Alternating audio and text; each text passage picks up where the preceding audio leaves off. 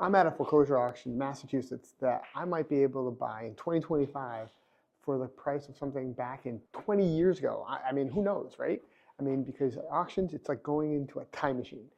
So if you're looking to pick up properties for cheap, with the affordability issue, check out foreclosure auctions. You want to learn more, make sure you follow. And as always, guys, we're two guys take on real estate. This is Auction Masters, but hundreds of property at foreclosure auction, and we teach you from our mistakes. So let's get to it. So this was one of the rare ones. We're actually getting inside access to the property, which typically doesn't happen.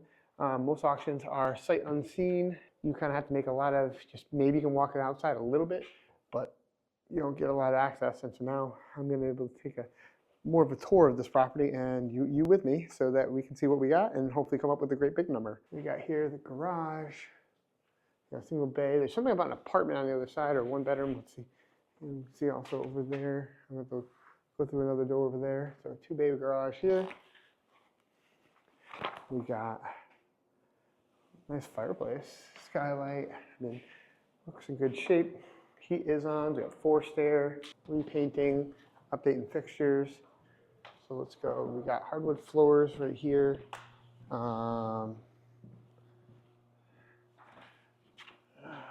Vaulted ceiling. We're gonna have so the windows. We're gonna need to do some window work. Upgrade the fixtures. I would redo the whole kitchen. This is definitely not something that we'd want to keep. Tile the floor here. Pull this all up. Got some nice views, which is nice. That deck though is very dated, so you can see some rot. So we'd replace that. Looks like we got a bathroom over here. Ooh, a beautiful blue tub. So this is a gut renovation. We'd want to fully get this one stripped. So this looks not like a master bath, but we'd want that looking. You got maybe a kid's bedroom over here. As I said, laundry room right there. We got wired-in smokes. This is the closet. Master bedroom here. We do have a master bathroom, which is good. All right. So, decent tiled shower, glass enclosure. Honestly, that's not bad. I'm gonna update the fixtures and stuff. Not a huge fan of the mirror, but whatever. And all that, all these cabinets gotta go, I believe. Tiled floor doesn't look bad either. I think that can stay. Honestly, not bad in there. There is some downstairs. Let's go look at downstairs, see if utility room. Well, I wonder if water comes in here. Is that a dog or something? That's an interesting chair over the septic system. I'm gonna take a second right now. What are your thoughts on what you're seeing so far? Leave a comment below. Oh, we got a little kitchenette down here too. Okay, hold on. A little kitchenette. Bamboo floors downstairs here. Bathroom over here. The living room here. Here's the utility room. Okay. So we've got an oil tank over here. An old furnace here. It's like an on-demand hot water system there. We've got, maybe this is probably the hot water system, I'm thinking. Breaker panel looks pretty good. Now the problem is, once we do anything, we're gonna have to bring this up to code. So we want to do the light fixture. That's a lot of arc fault breakers that's gonna happen. We got a super storage tank here. This furnace is past its life expectancy, so that's something that will need to be swapped out. So older windows. So we definitely want to also know about the solar system. So Solar City. So this is probably a rental. It might be tied, might not be tied to the property. Often they do put some kind of lien on the property, but sometimes not. You might be able to get them to come remove it. The roof anyway is shot. I would want to do a new roof, re-side the house. So it's got a little over almost 4.5 acres of land, which is nice. It's a really nice spot here in this area. We actually flipped the house not far from here. Just curious what this big chair is doing here, other than covering the septic system. I mean, not really viewing much. Turn around to the house. Let's go up this deck here. Obviously rot there. Let's not fall through the deck, please, on our inspection. Oh yeah, that roof is rot. Shot. Full strip. I think we're gonna end up replacing a lot of these doors, windows, like I said, the whole deck. It's essentially, I mean, it's got electric heat, you know, it's got a kind of a kitchen, at least a kitchen sink and a bathroom.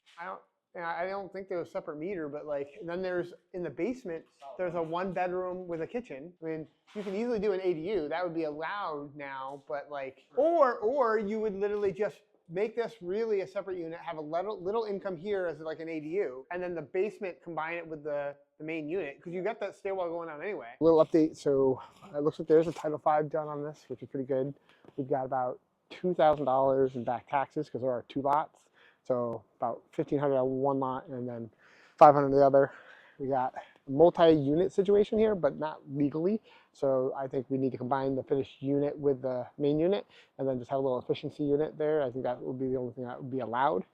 I got to still run final comps and working up on my rehab budget, but I'm probably looking at like $85,000 right now for a rehab budget. So once I get my ARV, I'll subtract all these other costs out and get a final bid number.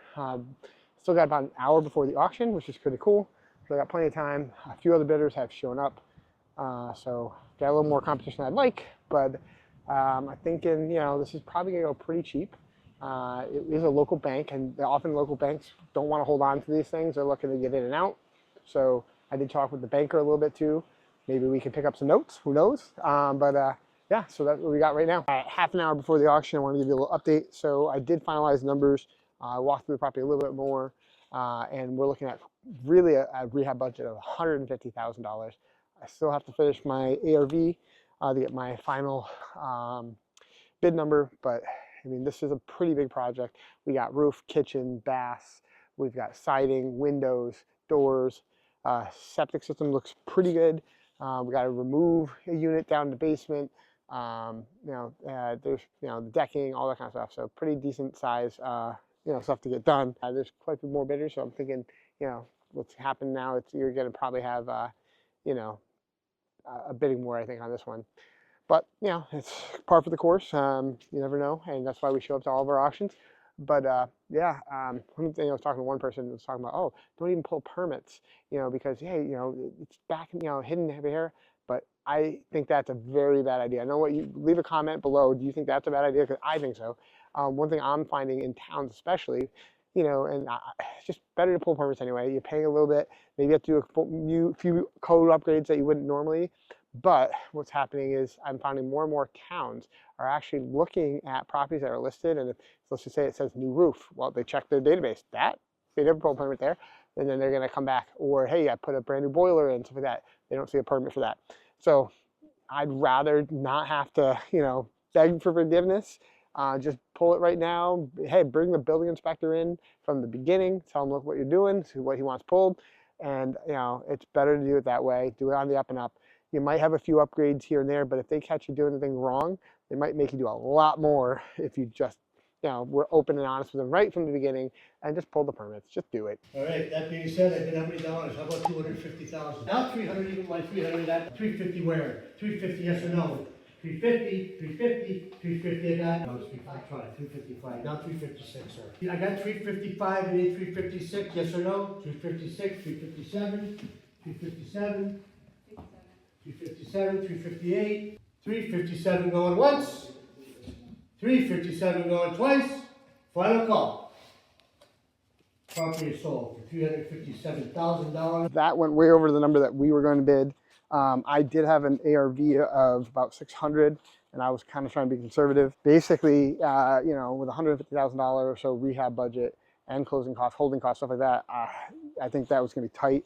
I mean, you're looking at, maybe making some money, but with commissions, all that stuff, the amount of time it's going to take, I wasn't willing to go up that high. The good thing is that was a homeowner. I actually talked to her, and I had a feeling, once again, I was going to get outbid by one of the homeowners shows up to auction. And this is kind of thing. She just basically bought a house, today in 2025 for a price basically, 5 years ago. So, I mean, for you out there looking for a home, I mean, now it needs a work, and it needs a lot of work, but I mean, this is, she was able to get a house from 5 years ago pricing. It's fantastic in that sense. And that's what's one of the beautiful things about buying at foreclosure auctions.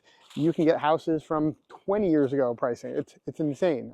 So that is the benefit, but there is a lot of risk and unknown. If you want to learn more about that, make sure you stay tuned to our channel, and you'll see a lot more of that here on Auction Master. So make sure you like and subscribe. Thanks a lot.